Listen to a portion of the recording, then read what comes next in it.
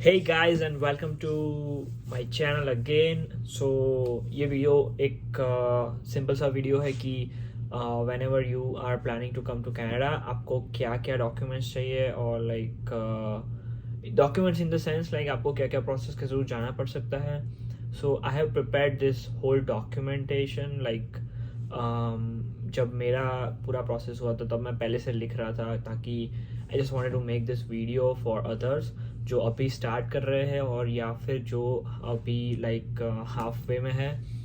तो ये वीडियो सभी के लिए है like wherever you are like if आपका अभी बायोमेट्रिक्स हो रहा है या अभी आपके पास पासपोर्ट भी नहीं है.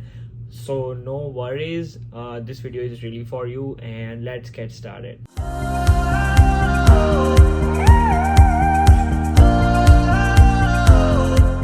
सो first of all there is a passport. So कहीं भी ट्रैवल करना है तो आपको पासपोर्ट तो चाहिए.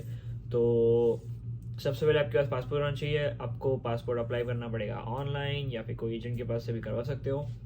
उसके बाद आपको आइल्स देना. सो आइल्स है वो पासपोर्ट के बिना बुक नहीं होता है. तो आइल्स देना है, ठीक है. उसमें आपको लाइक 6 पेंस लाने हैं और 6 पेंस होना चाहिए ईच मॉड्यूल में. तो आइल्स दे दो. सो उसके बाद आपको चूज़ करना है कोई कॉलेज या फिर यूनिवर्सिटी आपके चॉइस का, और उसमें आपका कोई भी चॉइस का कोर्स हो सकता है. तो लाइक आपके बैंड्स के हिसाब से आपको कोर्स मिलेगा और आपकी एलिजिबिलिटी चेक होगी.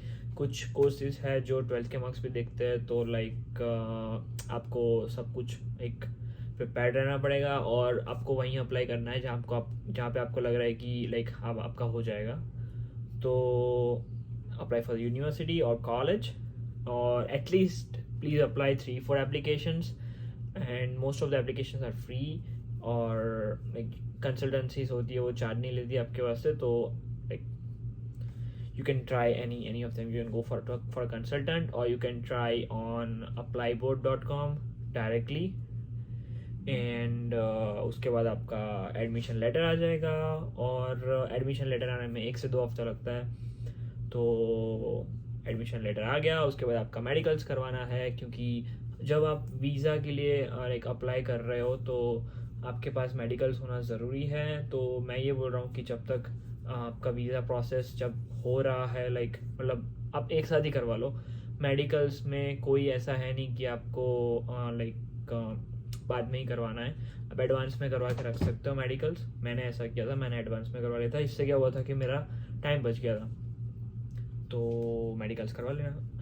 और उसके बाद आता है कि अभी ये होता है कि 2 टाइप के लोग होते हैं. जो होता है कि लाइक पूरा फंड कर लेते हैं एक ही बार में, और दूसरा होता है कि लोन ले सकते हो आप, education loan. Education loan mostly ऐसा होता है कि आपको 2 साल तक कुछ पे नहीं करना है और लाइक जब तक आपका कोर्स ख़त्म नहीं होता, और आपका कोर्स ख़त्म होने के बाद के 1 साल के बाद आपका पेमेंट स्टार्ट होता है. बट तब तक आपको इंटरेस्ट पे करते रहना पड़ेगा. तो I will not go deep into loans because ये आपको बैंक ज़्यादा अच्छे से समझाएगी मेरे बिना. और अगर आपका फंड अरेंज हो जाता है तो आप अपनी ट्यूशन फीस पे कर दो. तो लाइक नॉर्मली ऐसा होता है कि 1 साल की फ़ीस पे करनी होती है. पहले होता है टोकन अमाउंट आपकी सीट रिजर्व रखने के लिए, वरना ऐसा होगा कि अगर आप टोकन अमाउंट पे नहीं करते हो तो आपकी सीट किसी और को दे देंगे और वो फीस पे कर देगा तो आपका एडमिशन कैंसिल हो सकता है. So pay your fees as soon as possible up to 1 year. अगर आपको SDS से अप्लाई करना है तो 1 year is required. Non SDS से कर रहे हो तो नॉट रिक्वायर्ड, बट उसमें फंड शो करने पड़ते हैं. तो इट डिपेंड्स ऑन यू. और उसके बाद है GIC. So GIC is normally $10,200 Canadian dollars and वो हो जाएगा आपके खुद के बैंक अकाउंट से ही. सो आपका खुद का बैंक अकाउंट होना चाहिए. इफ़ नहीं है तो खुलवा लो.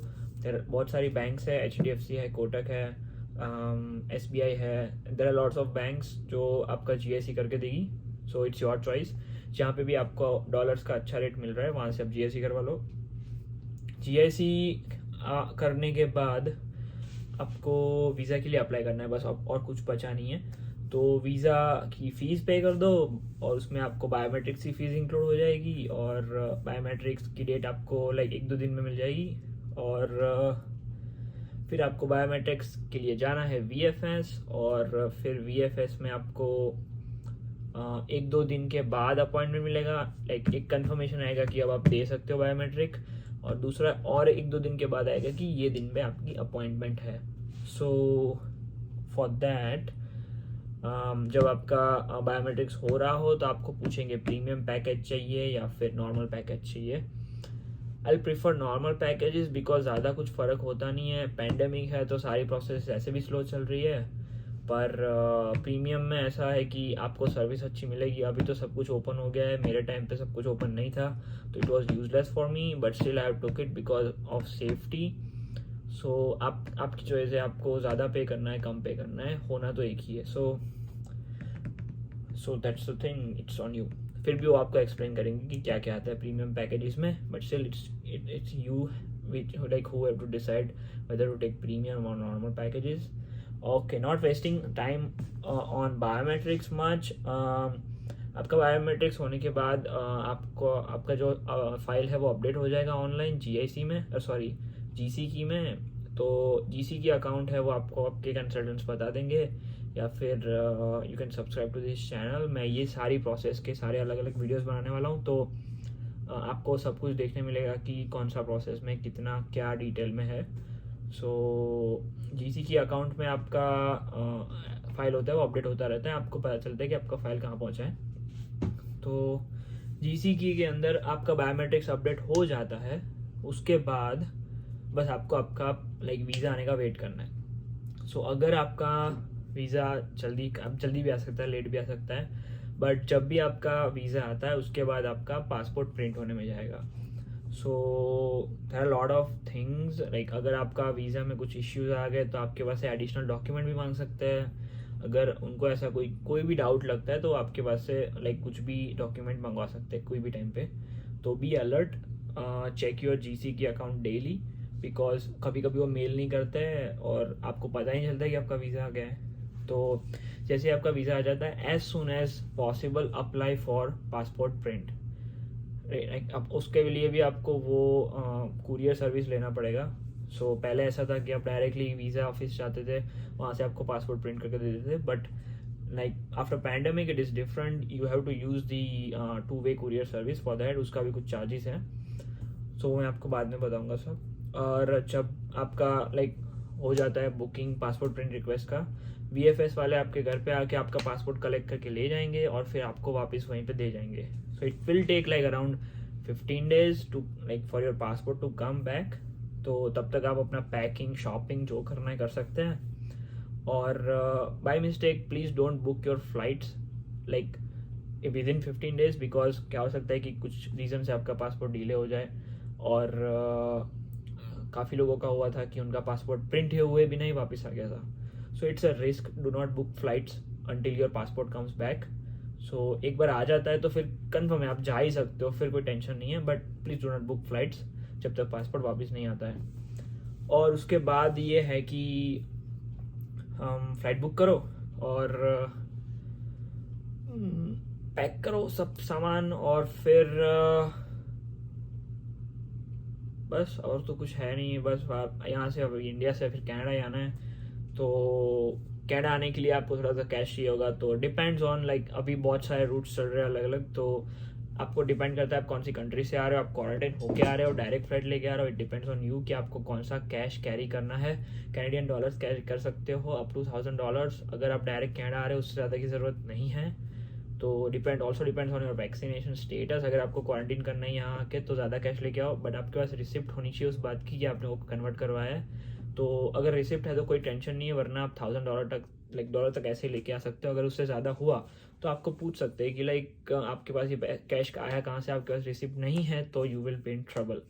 So better is like just have a receipt copy with you. It should be original receipt, sorry, not the copy.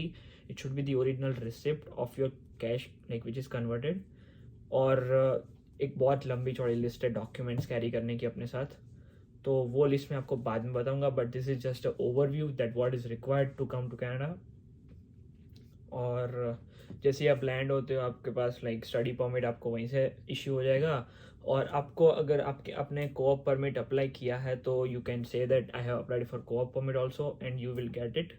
मैंने नहीं किया था सो मुझे अलग से करना पड़ा, बट इफ़ अगर आपके कंसल्टेंट को एक बार कंफर्म कर लो कि उसने किया है या नहीं, अगर आपका कोऑप प्रोग्राम है तो, वरना it's fine, like you do not need a co-op permit like just as you land.